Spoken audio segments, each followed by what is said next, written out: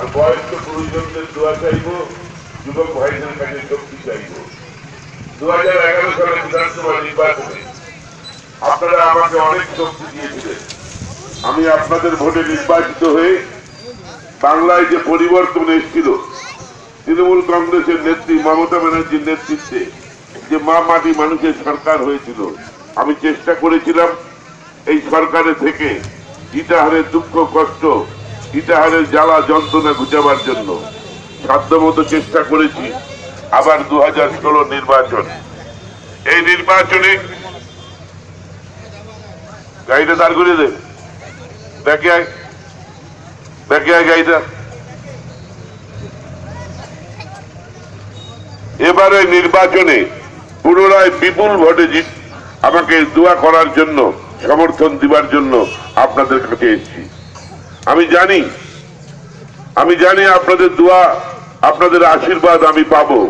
তবু বলি, এবার বেশি করে ভোট দিতে হবে, যেন বাংলার নেত্রী আবার ক্ষমতায় আসছে। আবার তৃণমূল কংগ্রেস যে যতই বলুক, মমতা ব্যানার্জির নেতৃত্বে 4.5 বছরে যা কাজ হয়েছে, বাংলার মানুষ আবার মমতা ব্যানার্জিকে ক্ষমতায় আনছে। সব জায়গায় একই কথাই বলছে, 200 সিট নিয়ে ক্ষমতায় আসছে। আমি যেন আপনাদের হয়ে দিদিকে বলতে পারি, দিদি, ইটাহারের মা বোনরা, গুলামদরের মা বোনরা, পাড়ের গ্রামের মা বোনরা, বয়স্ক বুজরুগান গুরুজনরা, যুবক ভাইরা তোমাকে অনেক বেশি সমর্থন দিয়েছে। আরো অনেক বেশি করে ইটাহারের কাজ করতে হবে, আমাকে আরো বেশি করে বরাদ্দ দিতে হবে। এই জন্য আপনাদের শক্তি এবং দোয়া চাই। আর এবারে নির্বাচনে ইটাহারের ভোটের লড়াইয়ে পাখির সংখ্যা অনেক কমে গেছে। পশ্চিমবঙ্গে যতগুলো বিধানসভায় নির্বাচন হচ্ছে, 4.5 বছরে কাজ করার পর এবার দেখবেন ভোটের পাখি ইটাহারে অনেক কম আছে। আমি দিয়ে মাত্র 5 জন। আমার নাম 1 নম্বরে আছে। এবার সুযোগ করে দিয়েছে নির্বাচন কমিশন, ভোটের চিহ্নের পাশে প্রার্থীর ফটো থাকবে ব্যালট মেশিনে। 1 নম্বর বোতাম দেখবেন আমার, ঘাসের উপর জোড়া ফুল চিহ্ন, তার পাশে আমার ছবিটা দেখবেন, বোতামটা টিপে দিবেন। আপনাদের দোয়া, আপনাদের শক্তি আমি পেয়ে যাব। আরো বেশি করে ইটাহারের কাজ করব, পাড়ের গ্রামের কাজ করব, গুলন্দরের কাজ করব। এই আবেদন নিয়ে আপনাদের লড়াই কাদের সঙ্গে আমি জানি। আমি জিতার জন্য লড়ছি না, কারণ আপনাদের দোয়া আশীর্বাদে তৃণমূল কংগ্রেস ইটাহার ব্লকে অনেক শক্তিশালী।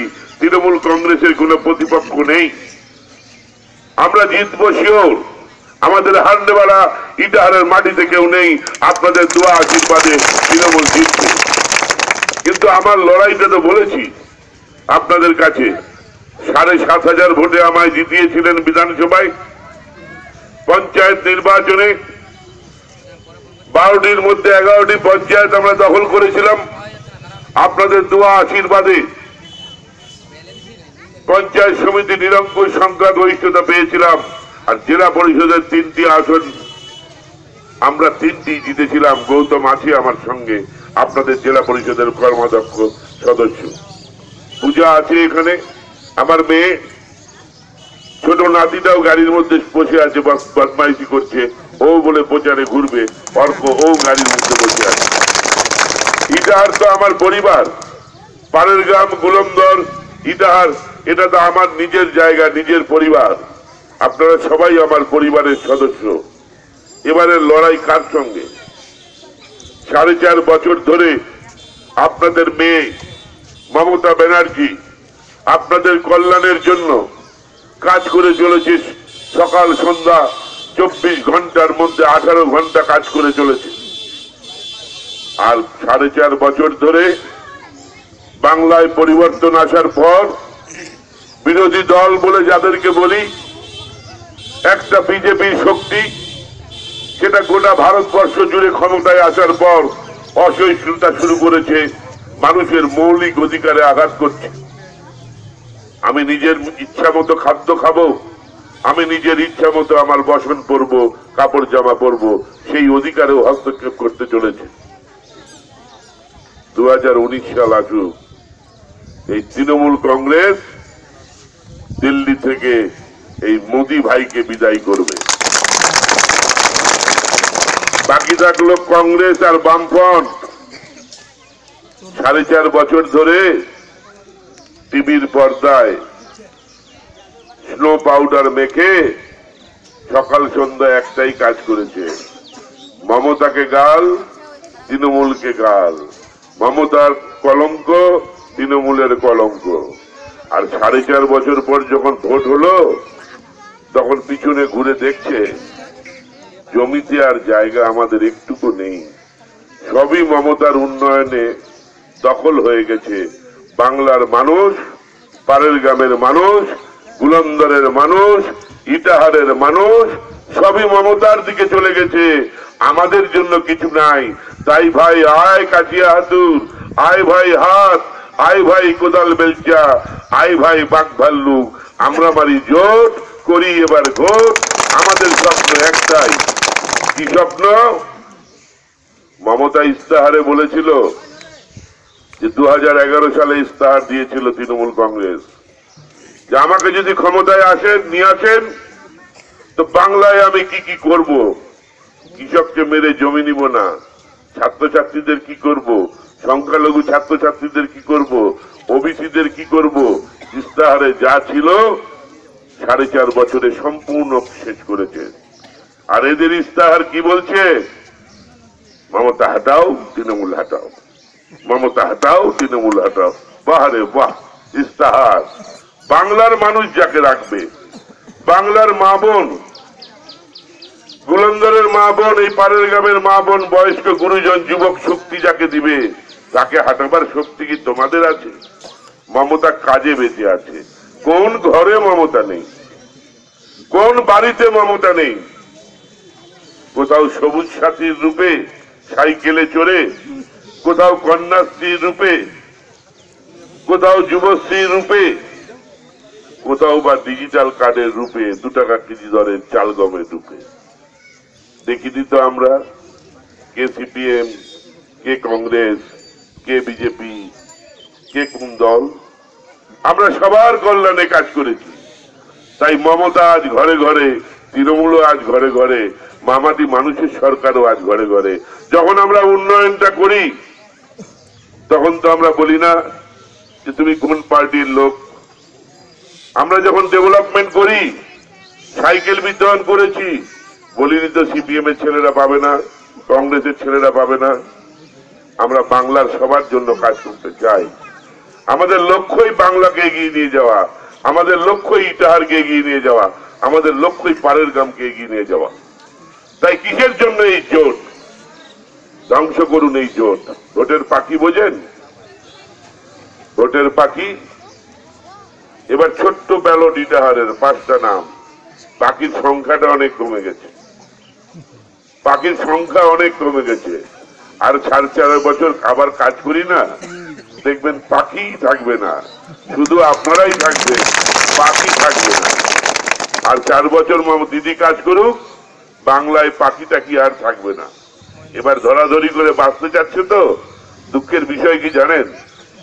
যে টিভির বাক্সে বসে 4.5 বছর এরা কম বাম কাটিয়ে দিল, সেই টিভির বাক্সটাও বেমানি করে বলছে যে বাংলার রায় বলছে আবার মমতা আসছে, এবার 200 সিট নিয়ে আসছে, আবার মমতা আসছে। কোথায় বসেছিল, কোথায় ঘর বেরোয়েছিল এরাও বোঝে না। মানুষের কাজ না করলে মানুষ কি ভালোবাসতে পারে? মানুষের উন্নয়ন না করলে মানুষ কি বাঁচতে পারে? আমি তো আপনাদের কাছে বলি, আমি তো রাজনীতি করি না, আমি ভোটের সময় দলের কথা বলি। আমার বাড়িতে গেলে আমি কাউকে জিজ্ঞেস করি না আপনি কোন দলের লোক। আমার অফিসে গেলে আমি কাউকে জিজ্ঞেস করি না আপনি কোন পার্টি করেন। আমি জিজ্ঞেস করি আপনার নাম কি, আপনার বাড়ি কোথায়, বলে পাড়ের গ্রাম। আচ্ছা বসুন, চেষ্টা করি তার পাশে থাকার, যতটুকু পারি তার সমাধান করার। তাহলে কিসের পার্টি? মানুষের কাজ করাই সব থেকে বড় ধর্ম, মানুষের কাজ করাই সব থেকে বড় কাজ। তাই আপনাদের কাছে এসছি। বিধানসভায় 7,500 জিতিয়েছিলেন, জেলা পরিষদে গৌতমরা 3 জনে মিলে প্রায় 15,000 লিড করেছিল।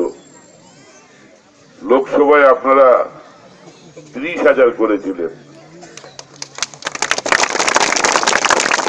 এবার আমাকে কেন 60,000 দিবেন না?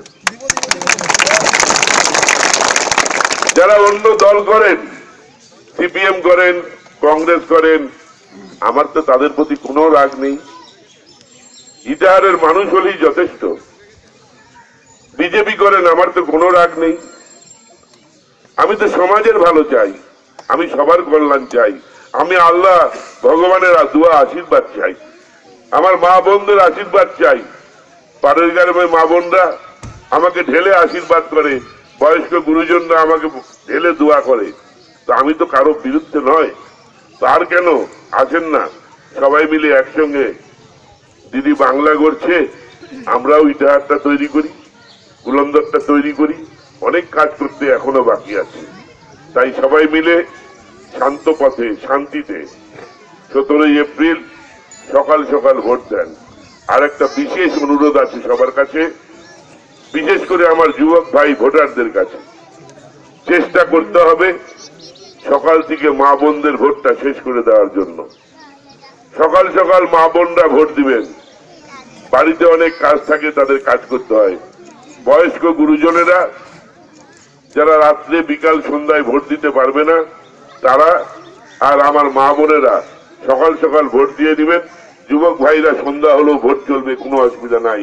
কারণ সন্ধ্যার পর যেন কোনো বুথে মা বোনদের লাইন না থাকে, এটাই জন্য আপনার সবাইকে অনুরোধ করছি, সব দলকেই অনুরোধ করব যেন আমাদের মা বোনরা সকাল সকাল ভোটের লাইনে ভোট দিবে।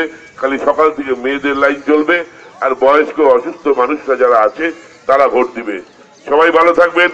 আজকের মতো শেষ করছি। আমি আছি চিরদিন, আপনারা করবেন একদিন। আমি আছি 12 মাস, আপনারা করবেন একদিন, 5 বছরে একদিন। এবারের দিন 17 এপ্রিল। সবাই ভোট দিন, ঢেলে ভোট দিন, দলে দলে ভোট দিন, জোড়া ফুলে ভোট দিন। আপনাদের শক্তি দুয়া আমায় দিন। ধন্যবাদ সবাইকে। জয় হিন্দ, বন্দে মাতরম।